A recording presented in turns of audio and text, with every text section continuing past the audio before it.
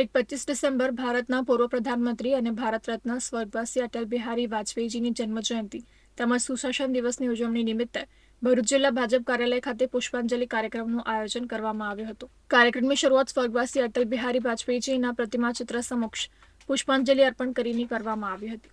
આ અવસરે ઉપસ્થિત પદાધિકારીઓએ અટલજીના જીવન પ્રસંગો, તેમની રાજકીય દ્રષ્ટિ અને દેશના વિકાસ માટે આપેલા અમૂલ્ય યોગદાનોને યાદ કર્યા હતા। સુશાસન દિવસની ઉજવણીના ભાગરૂપે અટલ બિહારી વાજપેયીજી દ્વારા અપાયેલા સુશાસનના સિદ્ધાંતો, પારદર્શક વહીવટ અને જનહિતલક્ષી નીતિઓ અંગે વિશેષ ચર્ચા કરવામાં આવી હતી। સદર કાર્યક્રમમાં ભરૂચ જિલ્લા ભાજપના પ્રમુખ પ્રકાશ મોદી, ઉપપ્રમુખ દિવ્યેશ પટેલ, જિગ્નેશ મિસ્ત્રી સહિતના આગેવાનો તેમજ કાર્યકરો ઉપસ્થિત રહ્યા હતા। દેશમાં સમગ્ર જગ્યાએ આપણે જે સડકો, મોટા રસ્તાઓ જોઈએ છે તે એમની એક દેન છે।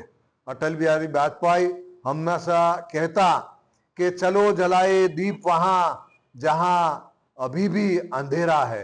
અને એ રીતે અટલ બિહારી વાજપેયીજી કે જેમને 2015માં આપણા દેશના આદરણીય વડાપ્રધાન શ્રી નરેન્દ્રભાઈ મોદીએ ભારત રત્ન જાહેર કરી અને એમને એક એવોર્ડ પણ આપેલો છે, એક સન્માન આપેલું છે।